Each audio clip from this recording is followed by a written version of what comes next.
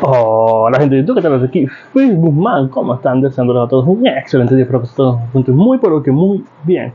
Estamos cómodos para traerles un nuevo capítulo de este fanfic que tanto les gusta. Antes de comenzar quiero pedir perdón por la inactividad que he estado teniendo. Es que me he sentido un poco flojo, la verdad.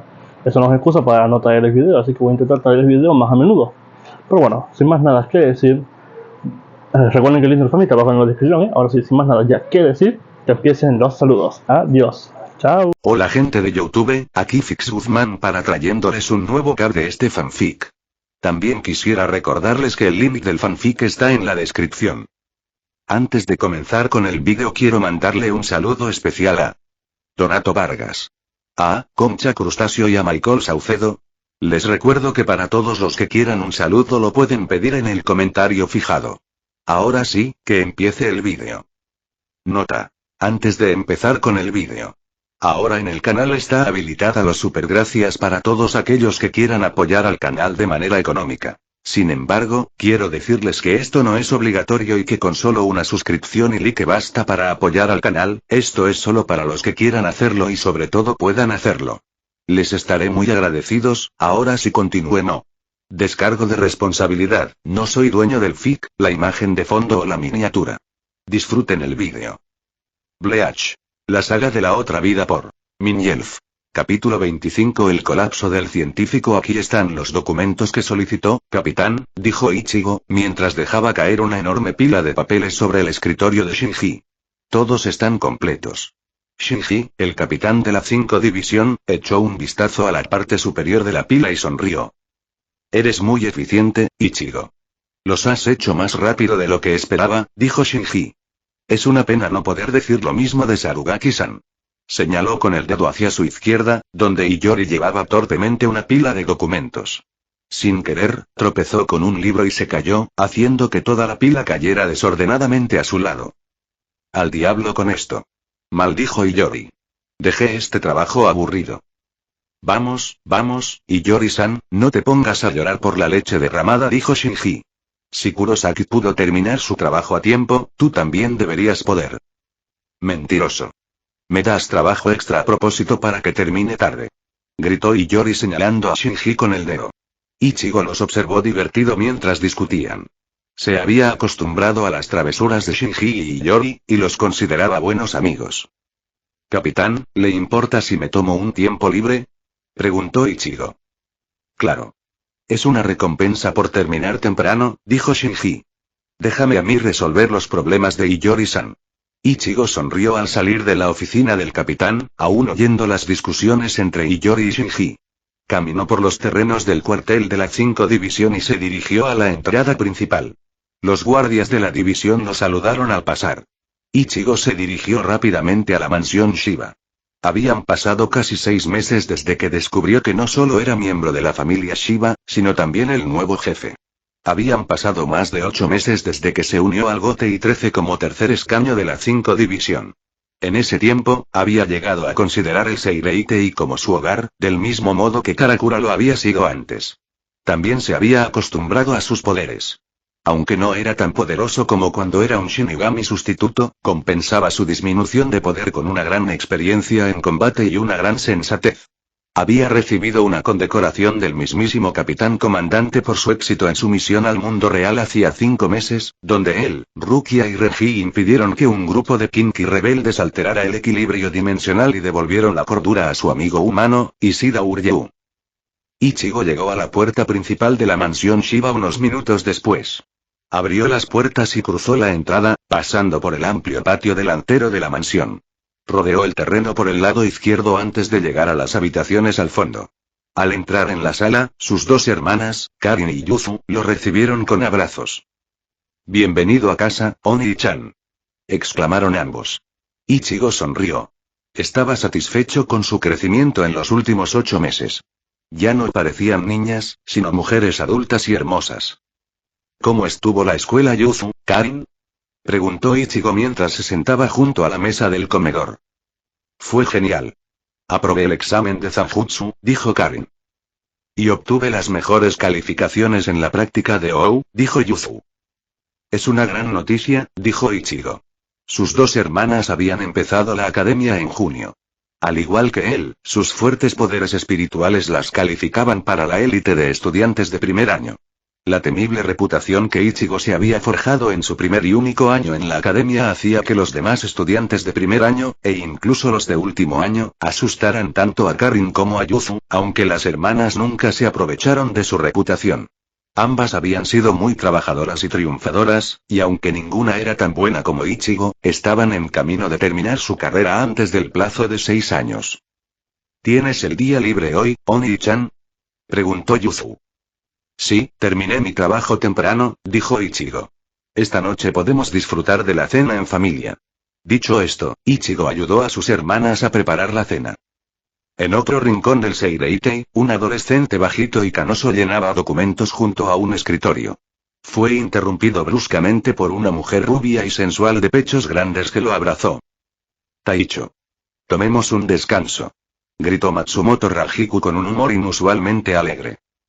¿Qué crees que estás haciendo, Matsumoto? Preguntó Itsugaya Toshiro. El capitán de la 10ª división se frustraba con frecuencia por la pereza de su teniente y sus ocasionales borracheras. Este momento no fue la excepción, pues detectó un tufo a sake en el aliento de Matsumoto. ¿Has estado bebiendo otra vez, Matsumoto? Te dije que hicieras el papeleo. No te preocupes, Shiro-kun, ya los hice para Rajiku-san, dijo la voz de otra mujer. Itsugaya se sonrojó al ver que Inamori Momo le entregaba un fajo de papeles. Gracias, Momo-chan, dijo Itsugaya. Inamori también se sonrojó ante el cumplido. Ambos seguían sin poder expresar abiertamente sus sentimientos, a pesar de haber estado en la 10 división durante los últimos 6 años. Se había sentido mucho más cómoda como tercer oficial bajo el mando de Itsugaya que como exteniente de la 5 división. ¡Ay, miren sus caras! Se rió Matsumoto. Vamos, deberían admitir que se aman. Cállate. Gritó Itsugaya mientras empujaba a Matsumoto. La teniente rubia y despistada se desplomó en el suelo. Rajiku-san. Llamó Inamori mientras corría al lado de Matsumoto. No te molestes en ayudarla, Inamori. Se desmayó por haber bebido demasiado. Escenas similares se producían en las oficinas de todos los cuarteles de división del Gotei 13, mientras el sol del atardecer descendía lentamente. Durante los últimos 3 años, la Sociedad de Almas había disfrutado de un período de paz y prosperidad sin precedentes, con pocos incidentes importantes. Tras la captura de los últimos desertores de la 5 división y su envío al nido de gusanos, incluso las vastas extensiones del Rukongai se encontraban prácticamente libres de problemas. Sin embargo, todo eso estaba a punto de cambiar, pues al caer la noche, 3 figuras sombrías se arrastraban por las calles del Seireitei, desapercibidas para las ocasionales patrullas de shinigamis. Se dirigían a un lugar inesperado. El Instituto de Investigación y Desarrollo, la sede científica de la Sociedad de Almas, propiedad de la 12 división y gestionada por ella. En ese momento, dentro del complejo principal del instituto, el capitán de la división, Kurotsuchi Mayuri, tecleaba frenéticamente en una terminal que parecía un extraño órgano gigante. Mayuri era quizás el más excéntrico de los 13 capitanes y quizás el shinigami más extraño de todo el Gotei 13. Todo su cuerpo había sido modificado hasta quedar irreconocible, con su piel ahora blanca como el hueso. Llevaba un elaborado tocado con forma de cuernos de cabra y su rostro estaba medio cubierto de pintura azul. Pero era su mente lo más complejo, pues realizaba hasta 10.000 cálculos individuales por segundo mientras tecleaba en la terminal, ideando constantemente nuevas formas de llevar a cabo su investigación. Por desgracia para Mayuri, incluso los científicos más brillantes experimentaban reveses, y justo cuando estaba a punto de lograr un descubrimiento revolucionario, la pantalla del ordenador parpadeó repentinamente en rojo. Vaya. Parece que el generador auxiliar ha vuelto a fallar, suspiró Mayuri. Tendré que reemplazarlo pronto. Nemu. Ven aquí. Poco después, una mujer de cabello negro recogido en una coleta y con una falda negra corta en lugar de una akama normal corrió al lado de Mayuri. Sí, Mayuri-sama, dijo Nemu con una reverencia. Como teniente de Mayuri y su hija, Nemu había sido programada mental y emocionalmente para obedecer todas las órdenes de su amo. El generador auxiliar que alimenta el campo de seguridad alrededor de la cámara subterránea secreta ha sufrido un cortocircuito. Ve allí a ver si puedes arreglarlo, dijo Mayuri. Sí, Mayuri-sama, lo arreglaré enseguida. Nemu volvió a inclinar la cabeza y salió rápidamente de la habitación. Mayuri reanudó su trabajo en la computadora. Lo que ni Mayuri ni Nemu sabían era que la falla del generador auxiliar no fue accidental. Había sido saboteado intencionalmente. Mientras las chispas eléctricas crepitaban alrededor de los restos del generador, la espada que lo había atravesado momentos antes se retrajo. El portador de esa espada, un hombre de cabello plateado, se encontraba a más de 100 metros del generador, en las afueras del Instituto de Investigación y Desarrollo. Él, junto con otras dos figuras, observó cómo el campo de fuerza que rodeaba el instituto disminuía. El escudo ha caído. Es hora de atacar, dijo una mujer con un kimono rojo junto al hombre de pelo blanco. Los dos, junto con una tercera figura con capucha negra y dos pares de alas creciendo en su espalda, saltaron del muro donde habían estado y se infiltraron sigilosamente en el instituto. Como ya era bastante tarde, había pocos guardias patrullando a esa hora. Las tres figuras se deslizaron por los diversos callejones y pasillos del instituto hasta llegar a un largo tramo de escaleras que debería haber estado bloqueado por un campo de fuerza. Con la energía de la zona temporalmente cortada, el trío bajó rápidamente las escaleras. Cuando llegaron al fondo, se encontraron en una enorme cámara subterránea llena de numerosos tanques, cubas de almacenamiento y redes de servidores informáticos. ¡Guau! Este lugar es como el sótano de la fortaleza de Musai Saiga-san, dijo el hombre de cabello plateado. Miren todos estos especímenes. Silencio, no queremos hacer ruido, dijo el encapuchado. Los tres recorrieron la cámara, examinando a numerosos sujetos suspendidos en tanques de líquido o envueltos en gelatina conservante. Finalmente, llegaron al fondo de la cámara, donde había un gran conjunto de tanques de nitrógeno líquido atornillados a la pared. La mujer se dirigió a la consola central de los tanques y pulsó todos los botones. Unos segundos después, los tanques comenzaron a calentarse, y el gas salió por los agujeros de la parte superior. Mientras una enorme nube de gas se acumulaba cerca del techo de la cámara, la mujer pulsó más botones. Estos botones hacían que las distintas cubas se abrieran lentamente, revelando su contenido. Dentro de cada cuba colgaban espadas de diversas formas y tamaños, cada una con un intrincado diseño. Mira todas estas Zanpakuto, dijo el hombre de cabello plateado. No puedo creer que este tal Kurotsuchi haya podido hacerlas todas.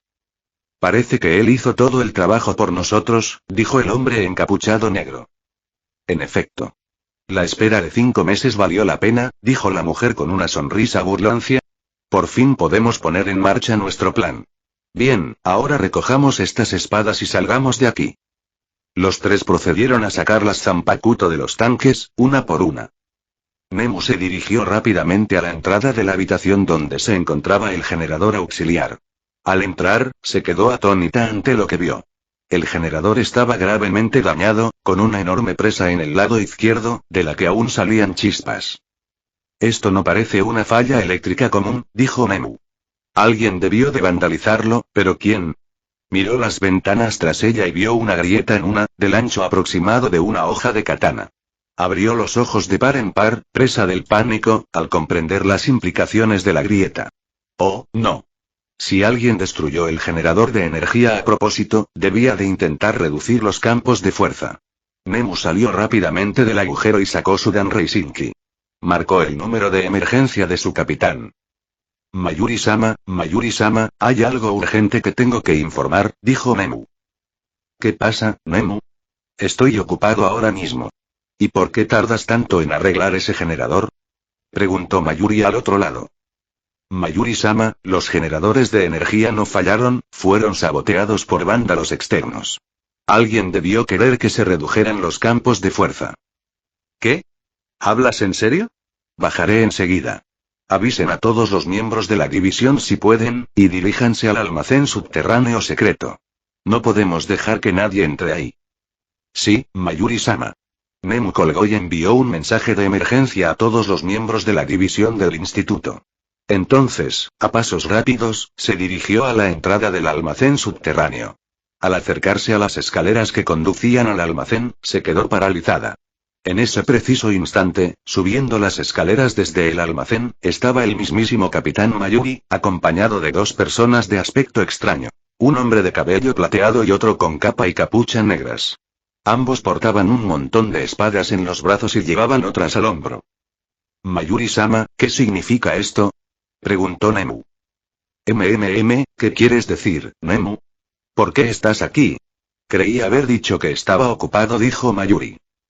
Pero me dijiste que bajara corriendo al almacén subterráneo lo antes posible, y pensé que seguías trabajando en la consola de la base de datos, dijo Nemu.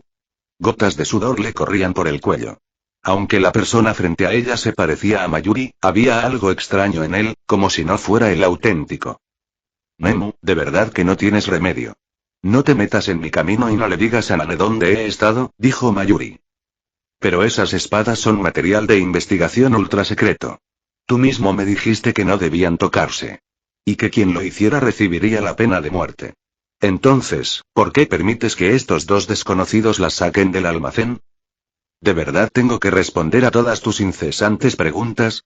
Recuerda, soy tu capitán y tu padre. Si me desobedeces una vez más, me veré obligado a castigarte. Nemu retrocedió al ver que Mayuri y los otros dos desconocidos se acercaban. Instintivamente, sacó su Zanpakuto y la abrazó.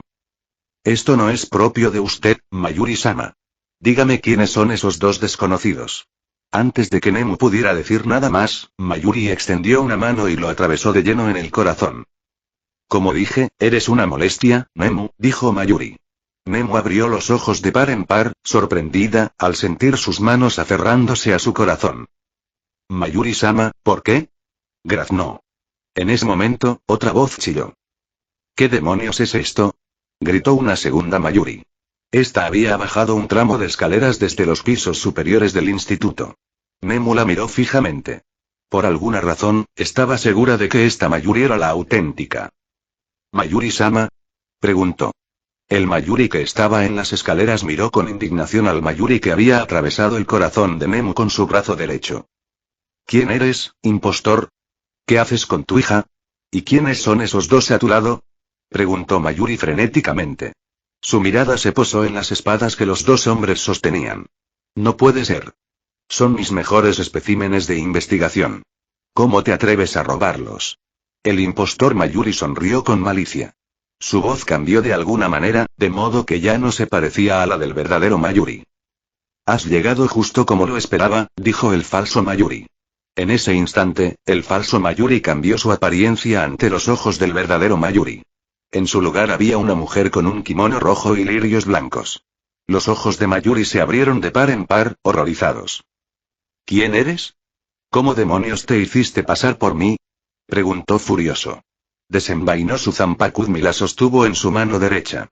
Antes de que Mayuri pudiera atacar, la mujer arrancó la mano del pecho de Nemu. Un instante después, la mirada de Nemu se perdió en el vacío y se desplomó en el suelo, con la sangre fluyendo a raudales por un agujero abierto en su pecho. La mujer tenía un pequeño objeto verde en su mano derecha ensangrentada. ¿Sabes qué es esto? Preguntó la mujer. Mayuri abrió los ojos de par en par, horrorizado. Por segunda vez en su vida, todo su cuerpo tembló de miedo. No. Ni se te ocurra tocar eso. Gritó Mayuri. Soltó su Zanpakuto a Shisojijizo y atacó a la mujer. Antes de que pudiera alcanzarla, la mujer aplastó sin piedad el objeto verde que tenía en la mano. Mayuri cayó de rodillas, desesperado. El objeto verde había sido el alma de su hija Nemu, quien en realidad era una humana artificial creada mediante un Jikongan avanzado insertado en un Jigai humano modificado. Era la única de su tipo que había logrado crear. No, Nemu, dijo Mayuri. Por primera vez en su vida, rompió a sollozar. Aunque la había tratado con constante falta de respeto y la había usado y abusado muchas veces, hasta el punto de herirla gravemente en varias ocasiones durante la batalla, aún la amaba como a su propia sangre. Sentía un apego por ella que iba mucho más allá de una relación paternal. Ahora, ver el alma de su hija destrozada para siempre le destrozaba el corazón. ¡Qué lástima! No tenía ni idea de que un hombre tan retorcido e inmoral como tú tuviera corazón, dijo la mujer. Pensar que de verdad te importaba alguien más que tú. Qué lástima que el gran científico Kurotsuchi Mayuri quedara reducido a un mar de lágrimas. Las palabras de la mujer hicieron que Mayuri estallara. Lanzó un aullido de angustia primitivo, casi bestial. Agarró su chica y gritó: ¡Bankai! Su Zanpakuto se transformó y expandió enormemente. Rápidamente se convirtió en un monstruo gigantesco y grotesco, parecido a una oruga gigante con cabeza de bebé. La criatura exhalaba gas venenoso por la boca y, bajo lo que parecía una servilleta roja alrededor de su cuello, aparecieron repentinamente numerosas cuchillas de 3 metros de largo. Vamos, con Hikias y Sojijizo. Mátalos. Hazlos pedazos. Gritó Mayuri. El bebé monstruo lanzó un chillido al cargar hacia adelante. Los dos hombres se apartaron de un salto, pero la mujer se dejó atravesar por las espadas.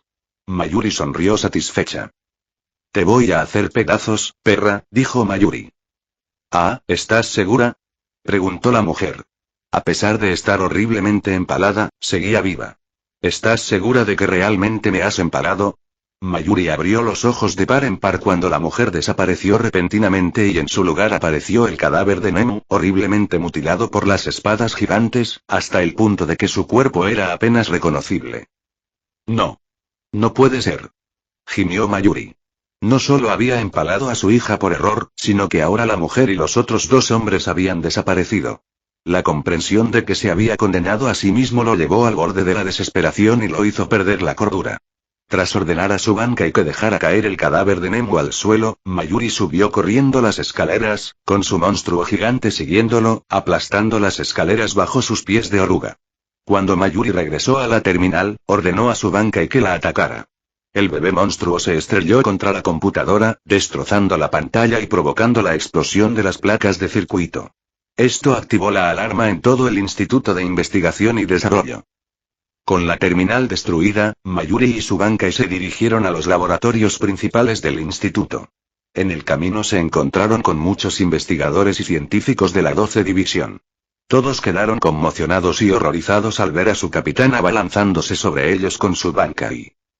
Mayuri-sama.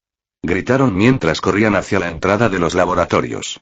Rápidamente cerraron las puertas con fuerza con la esperanza de detener la furia de su capitán. El intento fue inútil.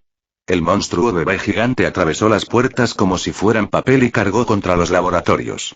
Cualquier científico desventurado que se interpusiera en su camino era empalado por las cuchillas frontales, pisoteado por los pies del monstruo o sucumbía al gas venenoso. ¡Destrúyanlos! ¡Destrúyanlos a todos! Gritó Mayuri.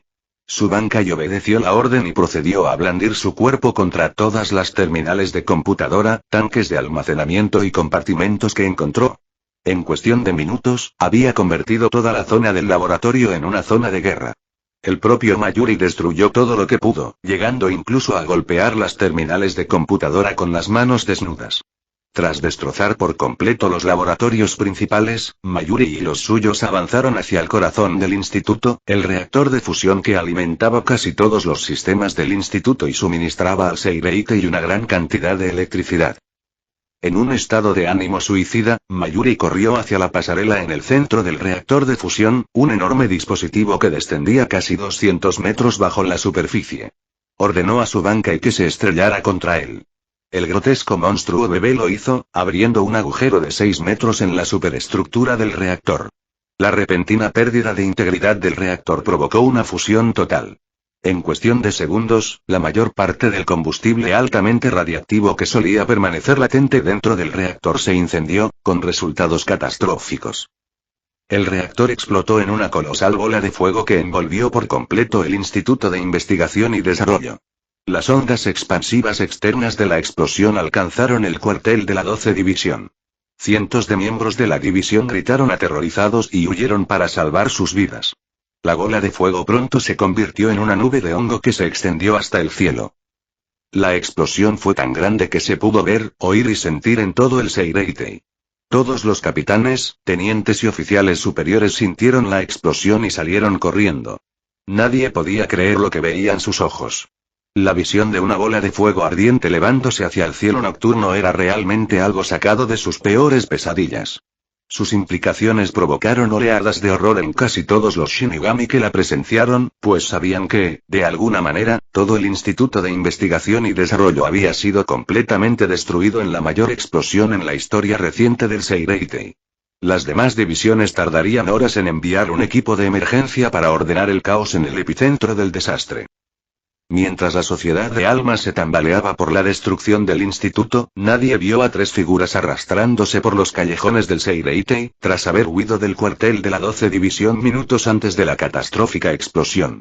Dos de ellas, un hombre de cabello plateado y otro con una capucha negra, llevaban varias zanpakuto en brazos o sobre los hombros.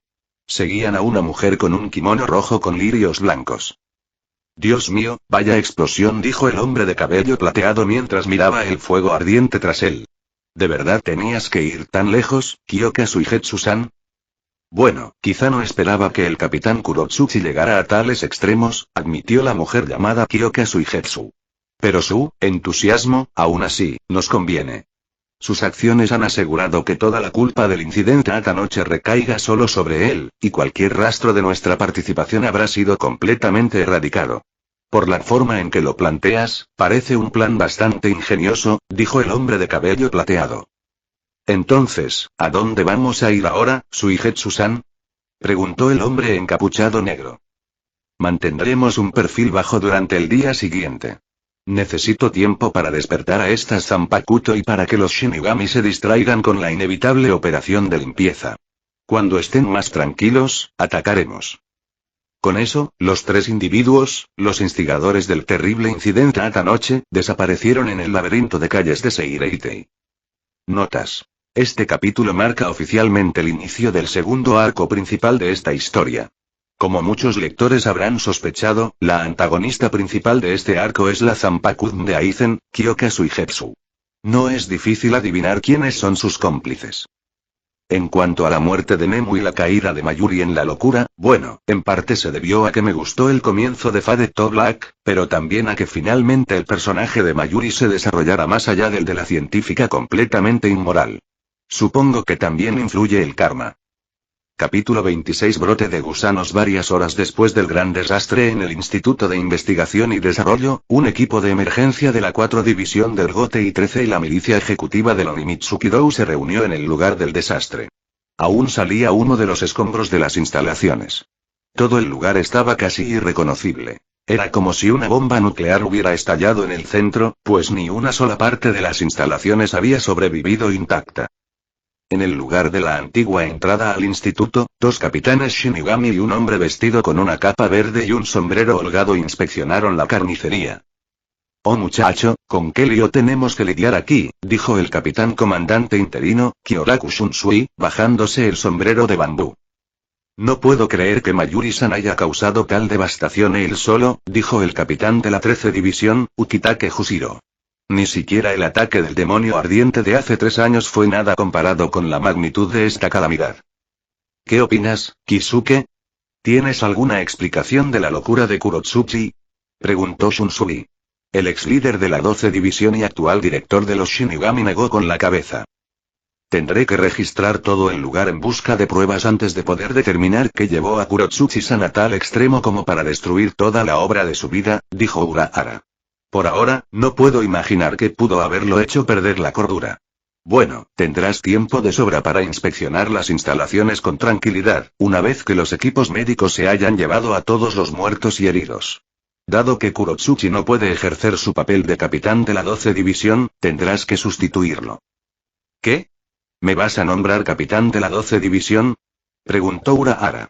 No esperaba recibir semejante ascenso. Eres el único reemplazo lógico para Kurotsuchi.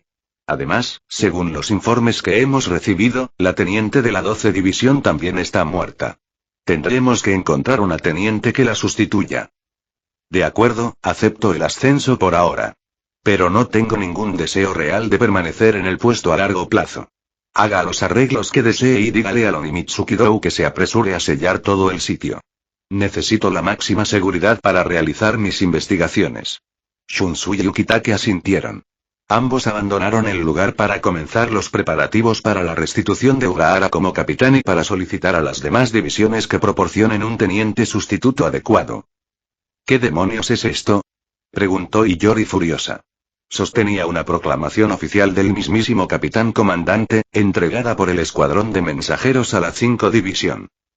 Es exactamente como acaba de leer, respondió Shinji. Es una notificación del capitán comandante que le transfiere a la 12 División como su nuevo teniente. Ni hablar. No quiero volver a ese antro apestoso nunca más. Gritó Iyori con vehemencia.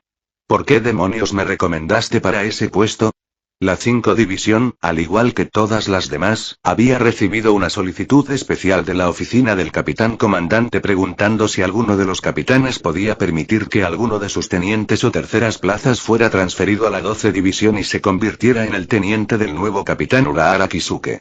Cuando Shinji recibió la solicitud, envió inmediatamente un mensaje a Kyoraku, informándole que tenía un sustituto adecuado en mente.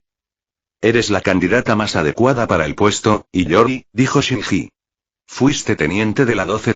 División, y probablemente eres la teniente que tendría la mejor relación laboral con Urahara. ¿Pero por qué yo? ¿Por qué no conseguiste que las demás divisiones transfirieran a sus tenientes?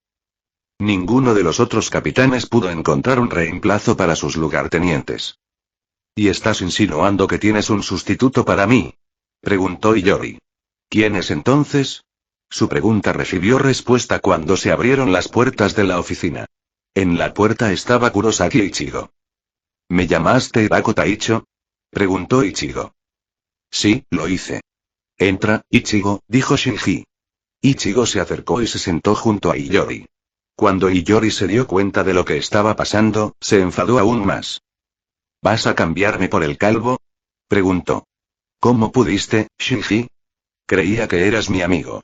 Qué traición descubrir que me han reemplazado por un hombre más joven y fuerte. Apuesto a que estuviste manipulando al calvo a mis espaldas todo este tiempo. Iyori, no tienes que ponerte tan histérica, dijo Shinji. No he traicionado tu confianza, ni he estado preparando a Ichigo para que te reemplace. Tampoco me parecen las circunstancias ideales. A mí también me habría gustado que te quedaras, pero tenemos que arreglárnoslas como podamos. Da igual, dijo Iyori.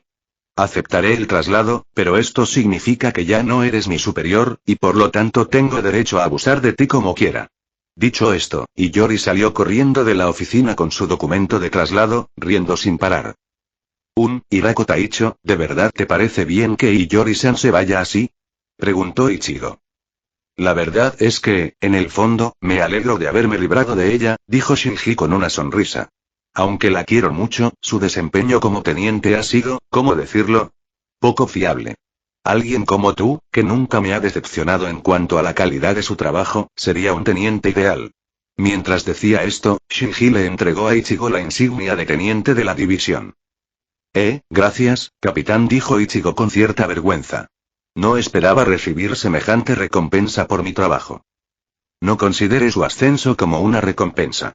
El trabajo de teniente es mucho más estresante que el de tercer oficial. Además, como todavía no hay candidatos idóneos para reemplazarlo, en un futuro próximo tendrá que duplicar el trabajo de otros tenientes, ya que deberá continuar con sus tareas anteriores como tercer oficial, además de las nuevas como teniente. ¿Puede con la carga de trabajo? Soy capitán. Estoy listo para asumir una mayor responsabilidad. Entonces considera un honor ser mi mano derecha. Shinji se levantó de su asiento.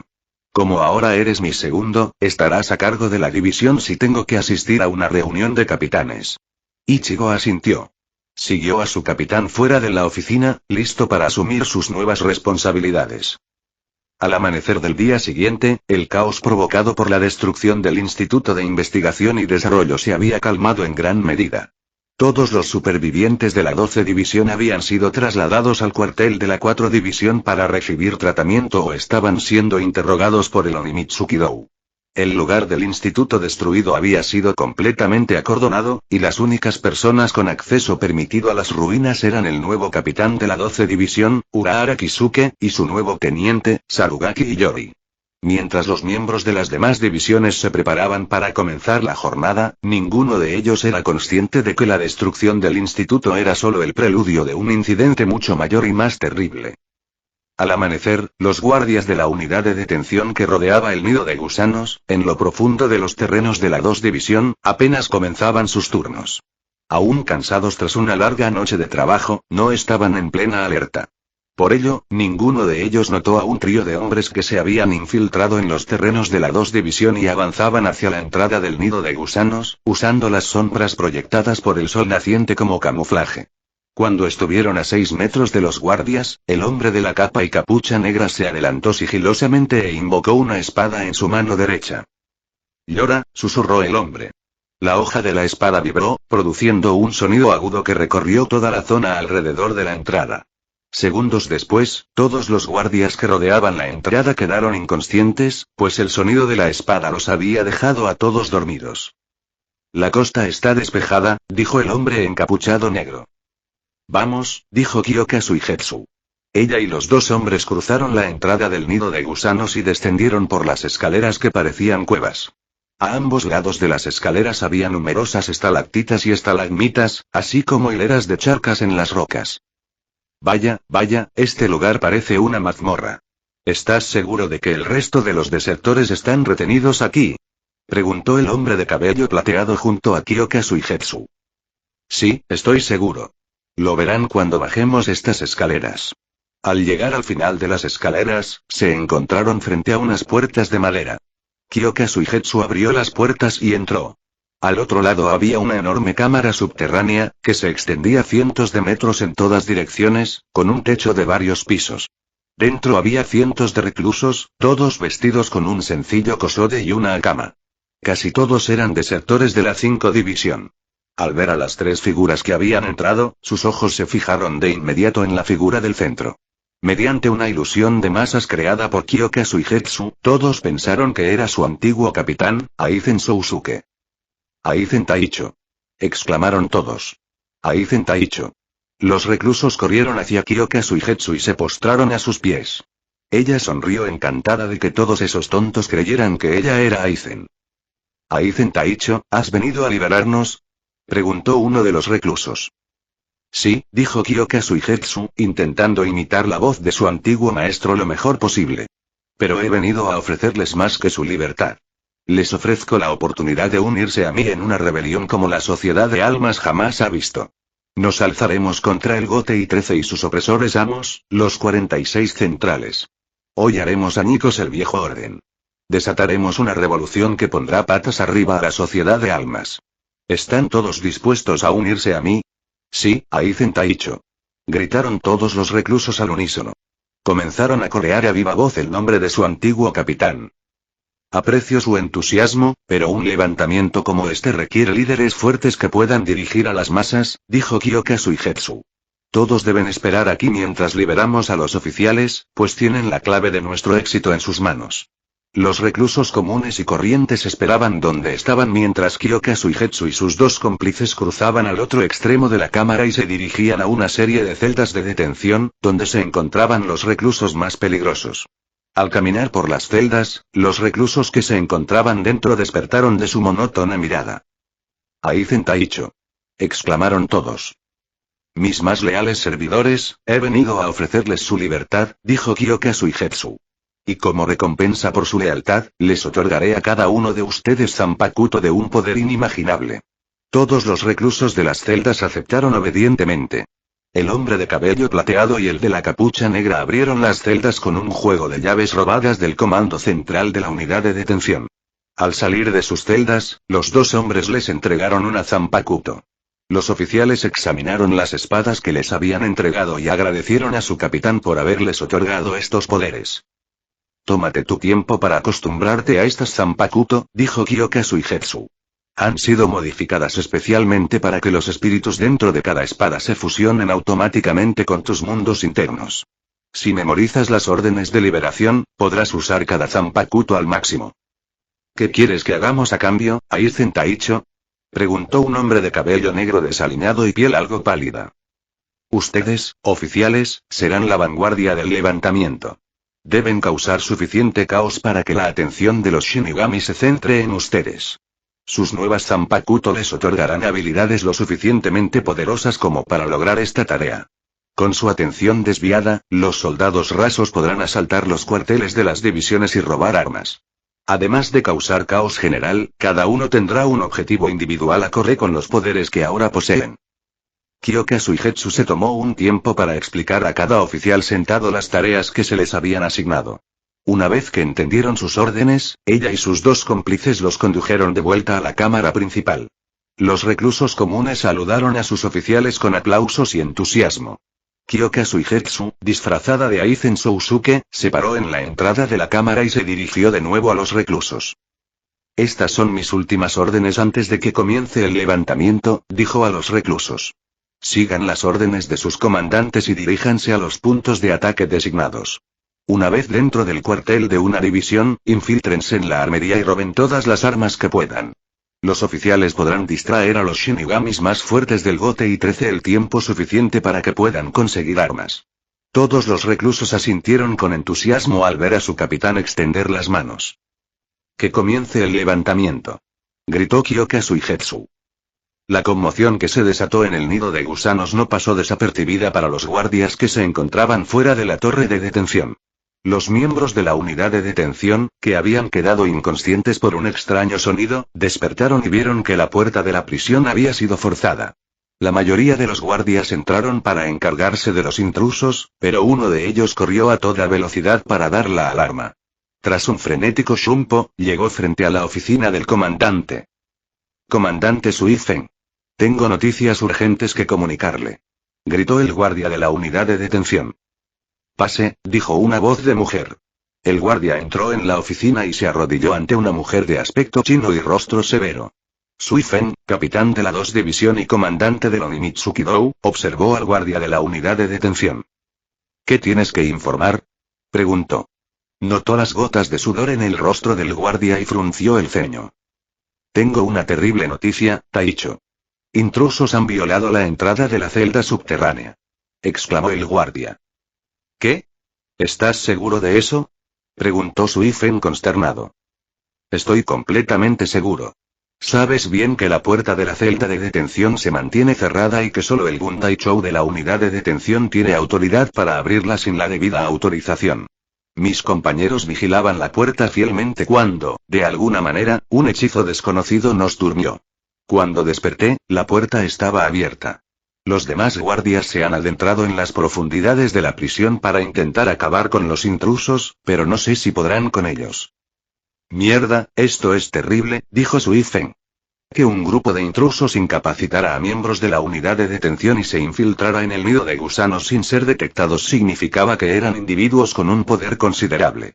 No le cabía duda de que el objetivo de estos intrusos sería liberar a todos los prisioneros, la mayoría antiguos miembros de la 5 División. De acuerdo, regresen y ayuden a sus camaradas como puedan. Movilizaré a la milicia ejecutiva e impediré que los intrusos o los prisioneros escapen. El guardia de la unidad de detención asintió y abandonó rápidamente la oficina. Suifen se levantó de su asiento y envió un mensaje a todos los miembros de la milicia ejecutiva. Entonces agarró su zanpakudmi y se la colgó a la espalda antes de salir de la oficina. Mientras caminaba por los pasillos del cuartel de la división hacia la entrada, se topó con su perezoso e incompetente teniente, Omaeda Marechillo, quien dormía en un sofá. «Levántate, Omaeda», gritó Suifen, dándole una patada en el trasero a su teniente. La patada sobresaltó a Omaeda y lo hizo caer del sofá. «¡Ay! ¿Qué le hiciste a Taicho?», preguntó Omaeda. «¿A qué viene tanta prisa?» «Tenemos un problema grave. Unos intrusos han irrumpido en el nido de gusanos e intentan liberar a los prisioneros. Tenemos que impedir que los suelten. Ahora, prepárense». Omaeda corrió a su despacho personal para prepararse. Regresó unos minutos después con su zanpakuto y su placa de teniente. Los dos líderes de la 2 División se dirigieron entonces con la mayor rapidez posible al noroeste del cuartel de la división, donde se encontraba el nido de gusanos. Mientras lo hacían, Suifen recibió un mensaje de su segundo al mando de la milicia ejecutiva informando de que todas las unidades de la milicia se habían movilizado. Suifen ordenó a la mayoría que se dirigieran al nido de gusanos. Ella y Omaeda pronto llegaron al puente que cruzaba el foso que separaba el nido de gusanos del resto del cuartel de la división. Ambos cruzaron el puente. Justo cuando estaban a punto de entrar en la prisión, una explosión repentina los hizo retroceder decenas de metros. Suifen se enderezó rápidamente, pero Omaeda se estrelló contra el foso. ¿Qué demonios?, preguntó Suifen. Levantó la vista y vio algo que le hizo temblar de horror. Donde antes estaba la puerta del nido de gusanos, ahora había un enorme agujero de 5 metros de diámetro, tras el cual podía ver a más de 100 prisioneros, todos armados con palos de madera y otros utensilios. Pero eran las personas al frente las que la ponía nerviosa. 6 de los prisioneros empuñaban zanpakuto, y además había otras 3 figuras de aspecto extraño. Una mujer con un kimono rojo, un hombre de cabello plateado con un shiakusu azul claro y un hombre con una capa negra y una capucha que le cubría el rostro. ¿Quiénes son ustedes?, preguntó Sui Feng mientras cargaba contra las tres misteriosas figuras. Desenvainó su espada y liberó su Zanpakuto Suzumebachi, transformándola en un aguijón de 30 centímetros sujeto a su dedo corazón. Es toda suya, hombres. Pueden matarla si quieren, dijo la mujer. A su orden, los 6 prisioneros armados con Zanpakuto se acercaron a Sui Feng y pasaron volando junto a ella. Antes de que Sui Feng pudiera reaccionar, jadeó de dolor al ver numerosos cortes enormes en los hombros, la cintura y las piernas, que le hacían sangrar. Imposible, pensó Sui Feng. Estos tipos son tan fuertes como un capitán. Cayó al foso y observó con impotencia cómo los más de 100 prisioneros cruzaban el puente a toda prisa, seguidos por las 3 misteriosas figuras. Taicho, gritó Maeda mientras nadaba hacia abajo y agarraba el cuerpo de su capitana. La sacó a la superficie. Sui Feng tosió agua y sangre. ¿Estás bien, Taicho? Estoy bien. Estas heridas no son tan graves, dijo Sui Feng. ¿Qué hacemos ahora, Taicho? Informamos a los demás capitanes sobre esto. Hay demasiados fugitivos para que podamos controlarlos, y es posible que ya se hayan dispersado en las profundidades del Seireitei. Sui Feng saltó al puente y sacó su Danreisinki. Rápidamente envió un mensaje a los otros 12 capitanes. El contenido del mensaje era: ha habido un incidente en la celda subterránea de la 2 División. Los antiguos desertores de la 5ª División han escapado de la prisión gracias a 3 figuras no identificadas. Algunos de los prisioneros están armados y son extremadamente peligrosos. Insto a todos los capitanes de división a movilizar sus unidades en respuesta a la fuga. Después de enviar el mensaje, guardó su teléfono en el bolsillo y se enfrentó a Omaeda. Omaeda, la milicia ejecutiva está a tu disposición. Úsala para perseguir a los desertores, dijo Sui Feng. ¿Y tú qué?, preguntó Omaeda. Voy a perseguir a los líderes de la fuga, los que están armados con Zanpakuto. El mensaje de Sui Feng fue recibido rápidamente por los otros 12 capitanes. Todos, excepto el nuevo capitán de la 12 División, Urahara Kisuke, pudieron responder a la solicitud de asistencia, pero a cada capitán le llevó tiempo movilizar sus divisiones. La 5 División fue una de las más rápidas en responder al mensaje. En cuanto Ibako Shinji recibió la llamada, ordenó a la mitad de sus leales que lo acompañaran a buscar a los desertores de la 5 División. Antes de irse, Shinji llamó a Ichigo a su oficina. Me enteré de la señal de socorro del capitán de la 2 División, dijo Ichigo. ¿Cuáles son sus órdenes? Quiero que asumas el mando operativo del cuartel de la división, dijo Shinji.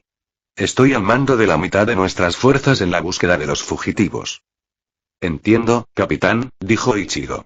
Protegeré la división con mi vida. Dicho esto, Shinji y otros 50 miembros de la 5ª División salieron del cuartel como un rayo. Kuchiki, gritó el capitán de la 13 División, Ukitake Jushiro. Al recibir la llamada de socorro de Sui Feng, llamó a su teniente a su despacho. Rukia llegó minutos después. ¿Qué pasa, capitán Ukitake?, preguntó Rukia. Planeo cazar yo solo a las 3 figuras no identificadas que irrumpieron en el nido de gusanos, dijo Ukitake. Quiero que tomes el mando de la división hasta mi regreso. Lo entiendo, capitán. Haré lo mejor que pueda, dijo Rukia. ¿A dónde vas, Shiro-chan?, preguntó Inamori Momo, de la 3 Escuadra de la 10 División. Había visto a su capitán atarse la Zanpakuto a la espalda. Voy a dar caza a esos prisioneros, dijo Itsugaya. Si mi presentimiento es correcto, esta fuga podría ser obra de Aizen o de alguien relacionado con él. Déjanos ir contigo, Taicho, dijo el teniente de Itsugaya, Matsumoto Ranjiku. No, ustedes dos deben proteger la división hasta que regrese. No deben dejar que ninguno de esos prisioneros ni los intrusos entren al cuartel. ¿Pueden prometerme que lo harán, chicas? Matsumoto y Inamori asintieron. Cuídate, Shiro-chan, dijo Inamori. Tú también, Inamori, dijo Itsugaya. Salió rápidamente del cuartel y se dirigió hacia la salida. El último capitán en condiciones de responder de inmediato a la llamada de Sui Feng fue el mismísimo capitán comandante en funciones, Kyoraku Shunsui. Tras ceder el mando del cuartel de la 1ª División a su hábil teniente, Sasakibe, Shunsui fue a vestirse. Se puso su túnica floreada sobre la Ori de capitán, se ajustó el sombrero de bambú al cuello y se colocó ambas espadas a la cintura. Tras vestirse, Shunsui se miró en el espejo. Está bien, supongo que es hora de que el propio Sotaicho haga un movimiento, se dijo Shunsui a sí mismo. Mientras los capitanes de las divisiones 1, 5, 10 y 13 abandonaban sus cuarteles, los fugitivos del nido de gusanos ya habían comenzado su alboroto. Los que estaban desarmados pronto encontraron a shinigamis patrullando las calles del Seireite y les robaron sus espadas. Los 6 exoficiales de la 5 división comenzaron a ejecutar sus órdenes mientras se acostumbraban a los poderes que les habían sido otorgados. En cuanto a los 3 instigadores del levantamiento, desaparecieron en las profundidades del Seireite, observando cómo la sociedad de almas se sumía rápidamente en el caos. Notas. Y así comienza la gran rebelión de los habitantes del nido de gusanos. En este capítulo intenté transmitir el caos frenético que marcó la entrada de Ichigo y su amigo al Seireite, o el inicio del arco de las Zanpakuno. Cuentos extraños. Fin de capítulo. Hasta la próxima. Like y suscríbete por favor. Fix Guzmán se despide, adiós.